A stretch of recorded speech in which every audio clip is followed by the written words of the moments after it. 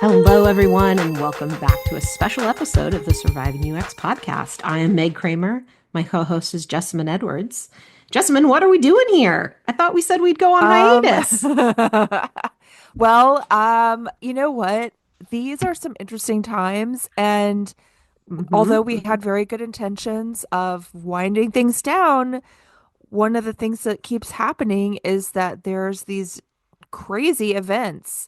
Hmm. And we're going to talk today to someone who's been had their life turned upside down by their UX industry, and they're not the only person that we actually have Hmm. coming up to speak with because we have had a lot of people um, who are truly surviving the crazy ups and downs of this profession. So, yeah, we are out of hiatus for now. For now. Yeah. Jessamine, you want to give a brief update on what's going on with you before we get started? I am surviving. Hmm.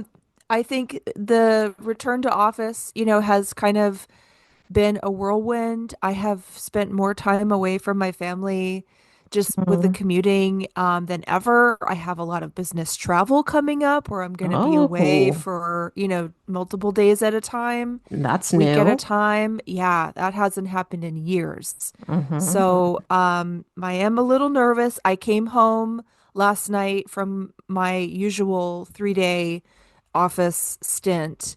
And on the kitchen countertop was a drawing my kindergartner had made, and it said, I love my daddy because he takes care of me.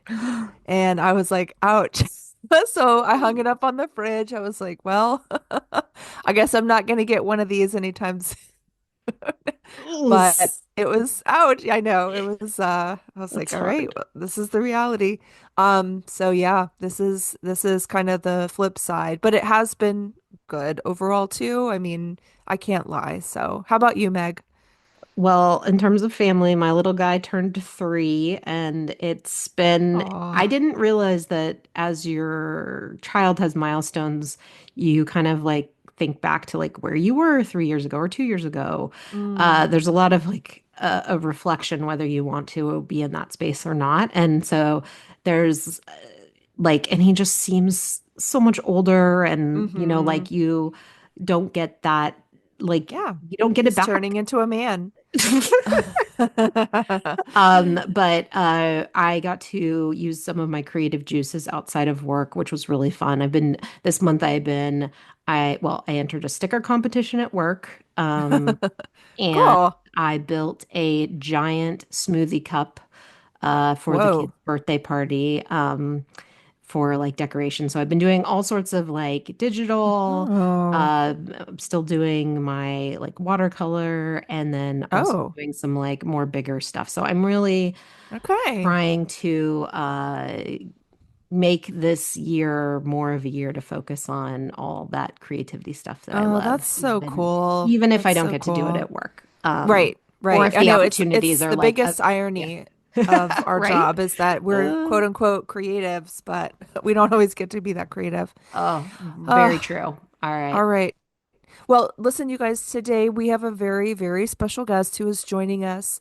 He is a user experience professional of over 20 years. He has worked at Aurora Solar, Rosenfeld Media, Automation Anywhere, PayPal, Citrix, Frog, Adobe, and Oracle. He holds a BFA in industrial design from University of Michigan and an MDes in interaction design from Carnegie Mellon. He writes frequently on Medium and has presented at international design conferences. Please welcome Uday Gajendar. Hi, Welcome, Uday. Uday. Welcome back. Yes. Hello, yes. Hey Meg, hey Jessamine. Good to be back. How are you? Oh my gosh, so good to talk to you again. So the last time I had to go back and look, you joined us on the pod. I think you may be one of our only returning guests. I'm thinking Oh we don't wow. we don't have too many returning guests. So you joined us on season 2, episode 2, very, very early days. I think we're now in Yes. season 4 plus maybe season 5 technically. But Right. I remember our conversation really because you had talked about juggling your job and the demands Calendar. of work. The Yep. A- calendar. triple booked, I think was what we called the Oh. Yes, episode. that's right. Yes, and and caregiving for your family. So how are things Right. going? How what's going on? Yeah, that's right. I remember, I think I had recently joined Aurora at that time, becoming a manager. This was my first stint as a manager Wow. and kind of navigating the challenges of scheduling, calendar management, one-on-ones, and so forth. And yes, the elder care challenges. I forget if at that time my father was still alive or he had passed on already. I I think forget. he may have still been alive. I feel like that was Okay. something you were talking about at the time that you were Yeah. going to Okay. see your Okay. Yeah. dad. So that's right. And yeah, navigating the challenges around nursing homes, Hmm. and of course the healthcare system, insurance, et cetera. But yes, sadly, he did unfortunately pass away in March of 2022.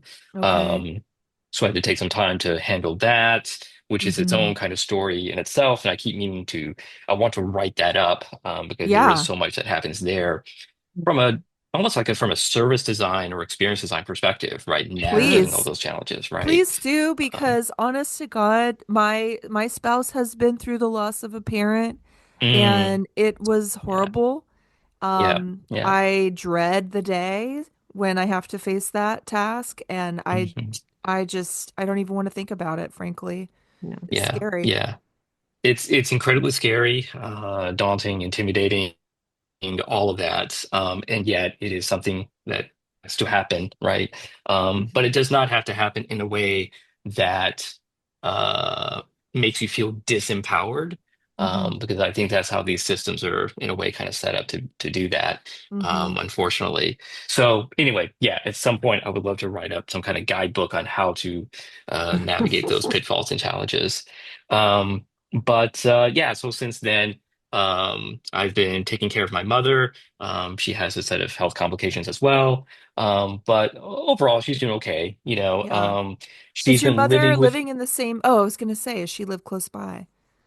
well, we kind of take turns going back and forth. We're still keeping the house, the main Mhm. house, which is in North Louisiana.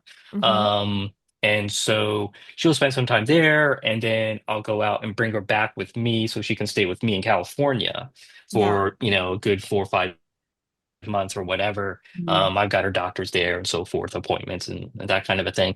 Mhm. So, it's kind of this back and forth thing, Wow. which it could be exhausting, physically draining and so forth. I'm surprised Um, she's up for it. I mean, I can't imagine putting my mom on a plane to California and saying, "Come on, come on, yeah, I no, got a room for you." she'll do it. She wants to do it.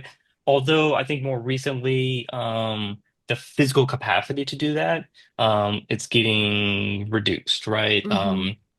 At least in terms of the number of times per year and also the duration between those trips, Mm, right? To allow the body to rest and so forth. right. So yeah. Gosh. And by the way, that's a whole other thing in itself around cohabitation with Mm-hmm. an elderly parent, Wow. um, and how they experience light, temperature, sound, etc., which is very Wow. different, right? Interesting. Yeah. So. I mean, and the routine has got to be different. Just, the daily routine, waking up, meal times, all that. Yes, exactly. Yes, because she does have medications and so forth, and I'm doing my best to be diligent in terms of making sure she takes them on time, and proper dosing and so forth. So yeah, Mm-hmm. and in fact, that became part of my schedule in the mornings. And Yeah. if folks were trying to schedule meetings Mhm. internally early morning, I had to politely decline and say, "I'm sorry, I'm doing elder care." And in fact, I blocked that out in my calendar. Yeah. Mhm. Um, with I either say like outdoor care or just personal time or whatever it is, so folks Mhm. know. Yeah. I think that's great. I think that's great that you made it visible, the caregiving, Hmm. because I think one of the things I've felt frustrated with lately, I have read a couple like career books that people had recommended to me, productivity books, things like Hmm. that. And one of the things that really stunned me was there was no mention of caregiving duties.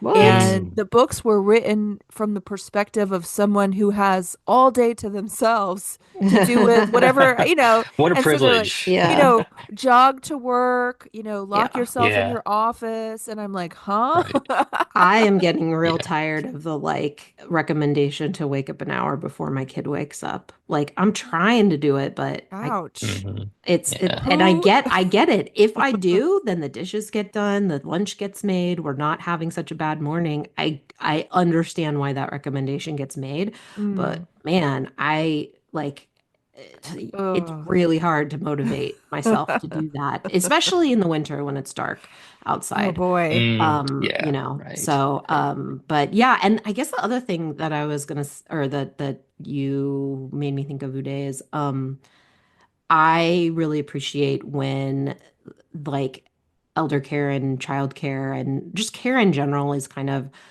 not lumped is not the right word, but at least Hmm. acknowledged Hmm. within benefits, Hmm.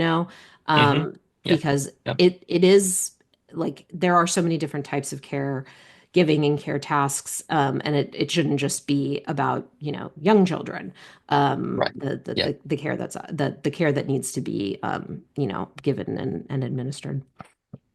Absolutely. Caregiving in any capacity and for whoever and whatever age has an impact emotionally, physically, Hmm. Yeah. physiologically, psychologically, and so forth. So, Yeah. yeah. Yeah. And So, Jessamine, yeah. where are the anti-productivity books? I feel like we need to start reading those. You know what? I think you just hit on a wonderful idea for us to write a book. Yeah, I mean, literally, sometimes I'm just like, I'm so tired. How am I going to do this for another 20 years? I don't know. Anyway, but I want to shift gears because Uday, you came on today to actually talk about something really difficult and painful that you've gone through recently. And I want to make Mhm. sure you have the time and space to talk about it. So, talk us through what has been going on with you in regards to work. Yeah, for sure. And thank you for granting me this time and space. Yeah, so something happened to me that has never happened to me before in my quarter century and 25-year career. Mm, I have been laid off. okay. Um, and so, yeah, so this happened just over 3 weeks ago, Mhm. Okay. January 7th. Um, and I mean, I can kind of walk through the day a little bit and give you a sense of kind of what Yeah. happened. Yeah. So, basically, there was already a pre-scheduled, the regular all hands, company-wide all hands. Nothing out of the ordinary. That was on the calendar for some time. And so, I saw that on my calendar that morning, and I remembered even the day before having regular meetings and just getting ready for a regular work week. Hmm. And of course, the week prior was effectively the Christmas, New Year's holidays. And I was kind of emerging out of that, kind of getting ready for the next quarter, maybe a couple quarters of work, various projects and initiatives, and re-engaging with some of my direct reports and so forth. Um, so entering that day, um, I didn't really think of anything too odd or different. Yeah. But you never know, right? But we did receive a message on Slack, advising everyone to please do attend this all hands for a very important message from the leadership team that they wanted to make sure everyone heard directly from the leadership team. Wow. So, okay, that's a pretty clear signal, something's up, right? Yeah. So, with a little bit of trepidation, I joined the all hands call, and sure enough, there was uh, it's a very professional although seriously toned message, conveying what was happening in terms of the industry and the business, and some necessary changes and impacts across the board.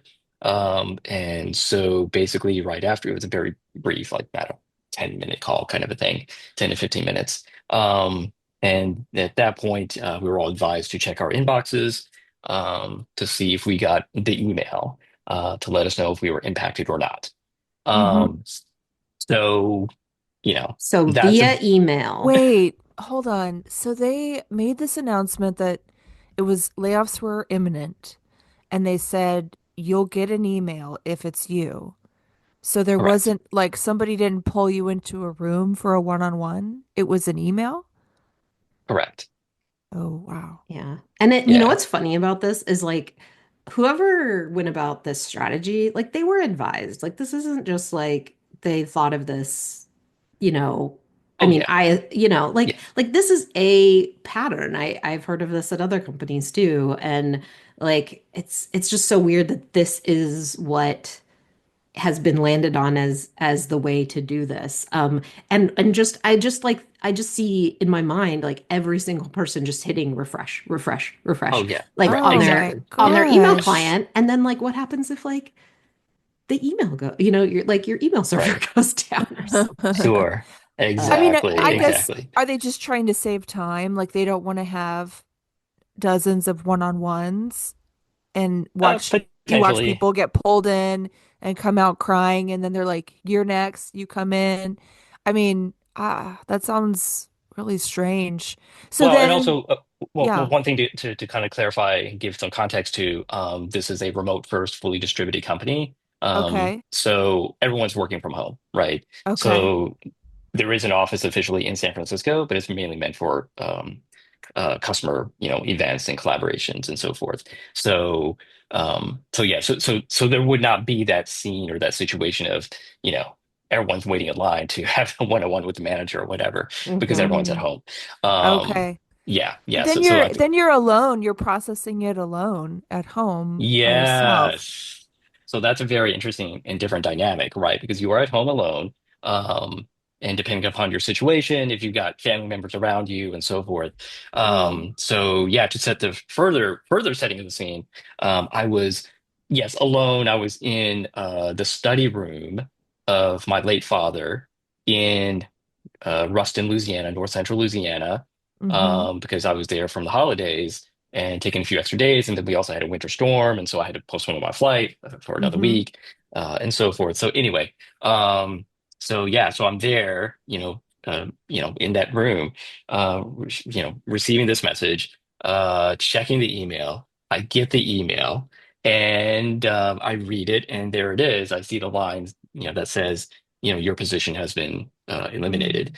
Mm-hmm. Um, and I remember reading that line, I think 3 or 4 times, just to make Hmm. sure my eyes weren't playing tricks on me, Oh, like, yeah. Yeah. because I mean, there's Yeah. some crucial words there.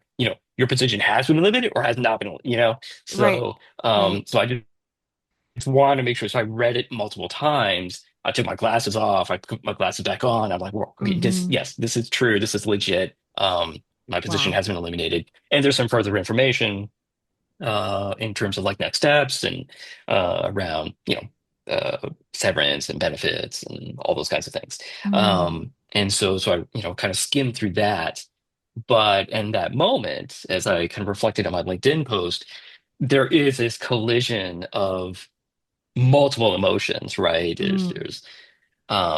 There's that kind of shock and Hmm. disbelief and a little bit of anger, a little bit of like, oh my God, I can't believe this happened to me. Hmm. What's next? What do I do? Um, Gosh. and and then that kind of faded out, and then immediately I'm like thinking, oh, who else? What about my team? Right. That's Because what I was because wondering too, because you have a team and uh, your my direct direct reports. reports. Yeah, Yeah. exactly. So the way it worked was, at least what I was doing, I guess everyone else was doing, we're all frantically slacking and texting each other, like, are you Right. safe? Are you okay? Like, what did what email did you get? And so forth. And I just remember after a few hours, my fingers were tired because I was doing Mm. so much typing Right. Hmm. of messages through Slack and iMessage and text and so forth, Oh trying boy. to get a grasp of things. But through the day, as the hours passed, we were getting a better sense of the situation, the lay of the land, Mm. if you will, of the dust settling and who was impacted, who wasn't. Okay. Um, Gosh. so yeah, That it must have been was. hard too, because sometimes it's like they do a clean cut and like whole divisions, get Hmm. eliminated. And sometimes it's like they'll prune. one or Hmm. two people off. A lot of times it's the more senior Hmm. principal, staff level people, so and then there's sort of like either like this weird feeling of like, why did they pick that person or that and not that person? Hmm. Um, did you have any of Right. that going on? Oh, sure. I mean, it's inevitable to kind of think about that even for yourself. Like, am I not considered, critical talent or Mm. whatever, Mm-hmm. essential, necessity for the company, that kind of thing. Mhm. Which is totally natural, right? I mean, that's just kind of Yeah. part of the process of kind of the process of processing, if you Mm-hmm. will, of that kind of shock moment Yeah. of upheaval, right? Both individually and also collectively for the team, for Great. I sure. want to know Yeah. what, as a manager, you wanted to or did communicate, to the team about those who were affected, and yourself being somebody who was affected by this, Hmm. layoff. Like how you were managing your own emotions, but then your job really is a lot about managing theirs. So, like, what were the words that you shared with them or would have wanted to share with them now that you've had some reflection? Yeah, yeah. I mean, and I did share some words. I posted a Slack message later on that day, to the whole kind of our design team. We have our own internal Slack, and my main point was to express gratitude, um, Mm. and convey a sense of, it's unfortunate this is happening, but total gratitude to everyone for all their hard work and their service and what they've done, what they've accomplished, and also that I'd be willing to help, if people need placement and referrals and recommendations, that kind of a thing. Hmm. Um, so in a way, I was thinking a lot more about them and their situation, the other designers and researchers and so forth, the ICs across Mm-hmm. the board. Like, I know that I'm in a fairly privileged position, given the depth and breadth of my network, my Mm. connections with Rosenfeld Media, Mm-hmm. and having just worked in the industry for so long. Um, so I wasn't too worried about myself. Hmm. I just wanted to make sure everyone else felt uh, cared for, supported, and just a sense of knowing that there are folks like me who are looking out for them. So. Oh. Yeah. Oh, I should also mention the uh, one of the really nice things about the way this was all executed was that, we were given the rest of the week to Hmm. wrap up, hand off, have final goodbyes, and all Oh, that kind of really? stuff. They didn't just disconnect? Because Yes, I, when you said you were on Slack, I thought, oh, like they didn't. Because sometimes I've heard correct. tales where people log in and they can't access email, they can't access Slack, and they're Hmm. just cut off and they don't even realize why. Yeah, so they were very generous in terms of giving us access until Friday, 5 p.m. that week. So Mm. this was Tuesday, right? So we received notice. So we had the rest of the week until Friday, 5 p.m. To wrap up handoff and final messages and so forth. So very generous in that regard. And I mean, yeah. So which was great, right? Because to your point, I know there are some companies that do it a little more instantaneously, Hmm. with only a few minutes or maybe the rest of the day, and then that's it. Right. But yeah, I mean, Yeah. so it's a risk, honestly, that they continue to give you access because I guess the idea is if somebody's angry, that they could go in hmm. and start deleting files or, wreaking havoc. Hmm. So they must have had a high amount of trust to let Hmm. people, Yeah, keep working. yeah, for sure. Which I think is actually a testament to the leadership team's willingness to trust us, Hmm. and to I think maybe in a way it's a degree of humanity to acknowledge that, we're not the enemies here. We're not, the problem here. It's the nature of the business and the industry, the macroeconomic conditions, business challenges, and so forth necessitated this kind of very difficult decision. Hmm. I do not envy being in that kind of executive leadership position where you have to make that kind of a call, Hmm. to do such a deep, strong cut across, a broad swath of the company.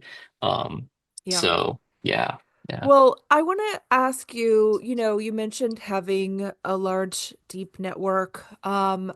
how have people responded to you? Has anything Mhm. been particularly helpful or unhelpful when you've, shared Yeah. with your Like, friends and what's the family? worst thing that somebody has said or could say? Nobody has said anything really, nobody has said anything bad. Oh, okay. That's good. Everyone has said really good, kind things, very supportive, very encouraging. I have to say it's truly been heartwarming. Mm, When I've seen the on that LinkedIn post, the various comments and the hmm. likes and loves and all that kind of stuff. And people have reached out to me, through DM on LinkedIn, asking to if there's a way they can help me or just to reach out and have a call and connect and so forth. Yeah. So I gotta say, all of that's been great. Okay. Very good stuff. Very good.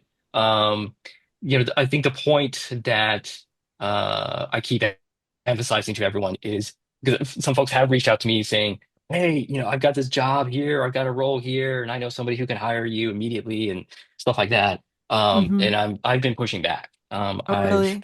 I really just want to take this as a time to pause Hmm. and kind of reclaim my space and my sense of identity and what I want to do and kind of figure out what's next and not Hmm. jump into the next big thing Yeah. um, or the next kind of day-to-day UX grind or whatever that is. Mm. Mm. So in a way, I'm approaching this as a gift.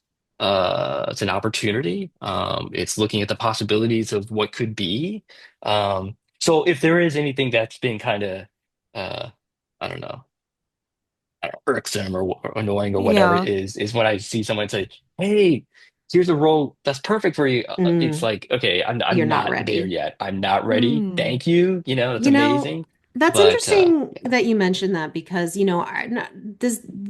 this hasn't happened necessarily with somebody who I know who's been laid off, but sometimes I do send jobs to people who I know are unhappy with their current situation. And I'm Sure. like, Yeah. look, look, look, I'm going to help you.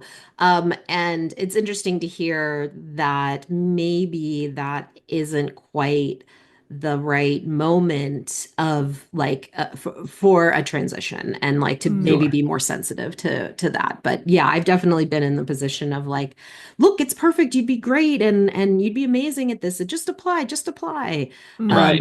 Yeah. that might Yeah. not be that might be the worst thing that somebody Mm. could say, it sounds I like. know it's the worst thing, but yeah, everyone's in their own place, and it's up to everybody in terms of, or sorry, each individual in terms of how they receive the gift, which may be unsolicited and unwelcome in that moment, right? Mm. So, but overall, Gosh. I'm being very gracious to everyone and appreciate everyone's outreach to me. Well, that's good. I mean, so I also wanted to ask you about Alchemist because I saw you post Alchemist as a potential consulting service that you're starting up. Can you tell us more about what that is, what that's going to be? Yeah, sure. It's a little bit of an inside joke.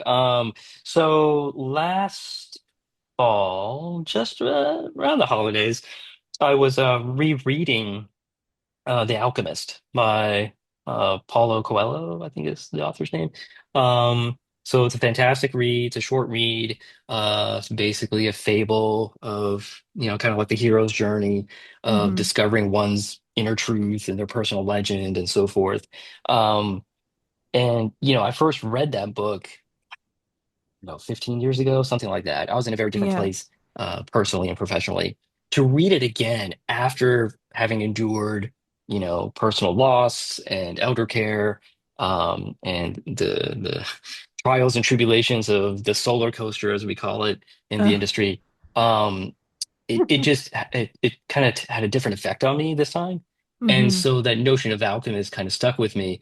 And so when I got laid off and so forth and thinking about what's next, I just kind of thought, I'm just going to update my LinkedIn profile to say alchemist.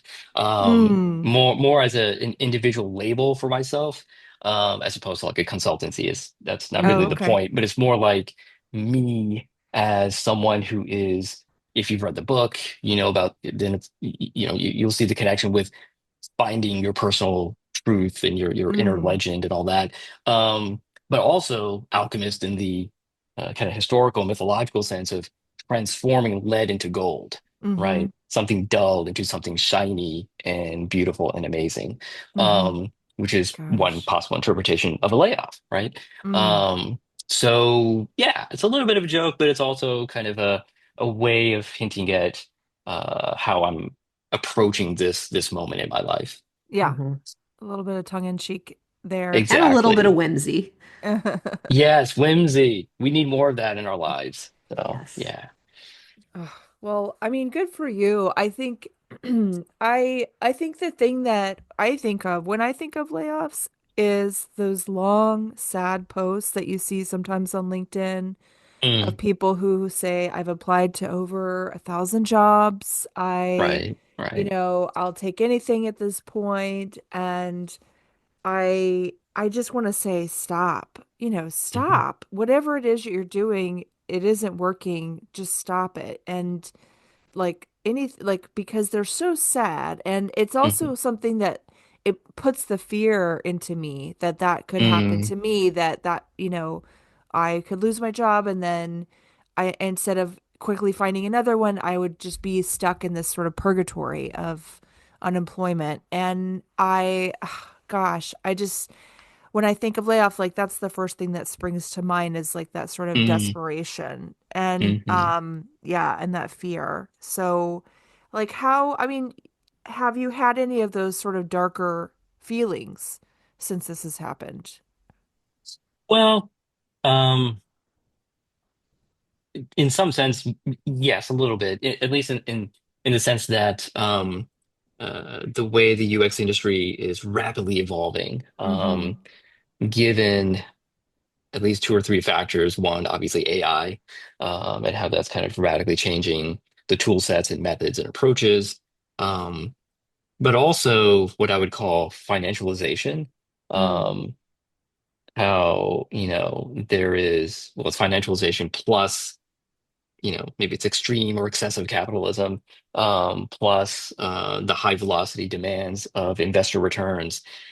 All these different pressures, multiple competing pressures that are all kind of impacting at the same time, it's causing, I think, the industry, I should say the UX/tech industry, to be stretched and warped and manipulated in certain ways, that's making things kind of intimidating, kind of scary. Mm. Like what's going to happen with the job market, right? Mm-hmm. I mean, it's not like what it was 15 years ago, Yeah. where, it was basically, you may have heard of ZIRP, ZIRP, zero No. interest rate policy. Oh. Right. So, for a long time, interest rates were near zero.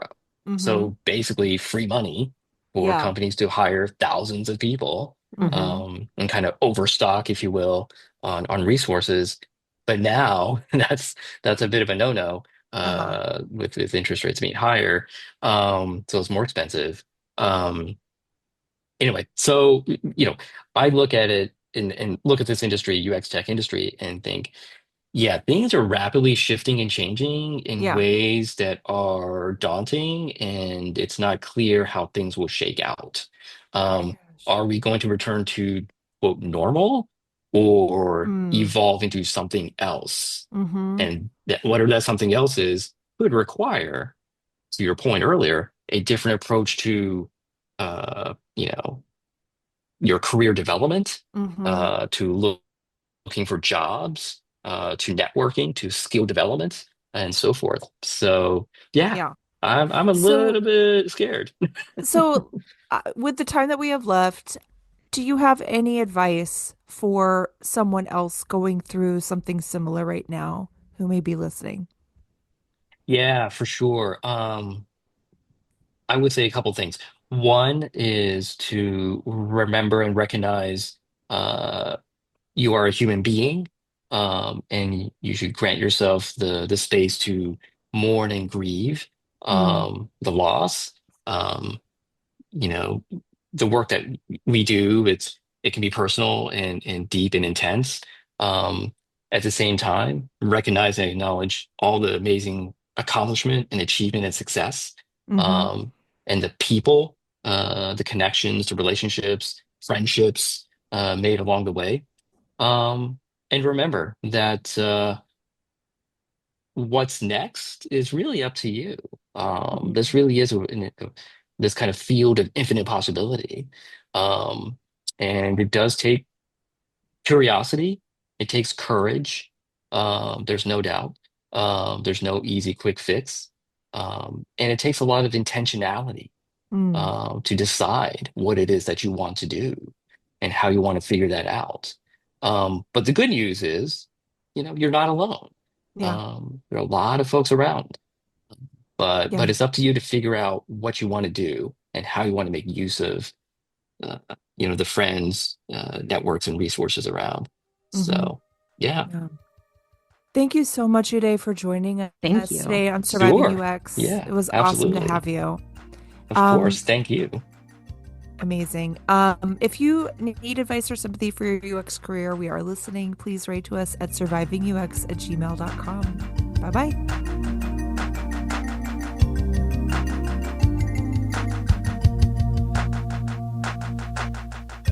Surviving UX is hosted and edited by Jessamine Edwards and Meg Kramer. Our theme music is, among other things, the on-hold music for Cisco phones, Opus Number 1 by Tim Carlton and Derek Deal.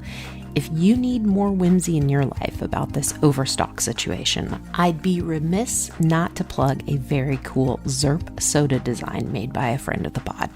It comes in shirts and stickers. Link in the episode details to check it out.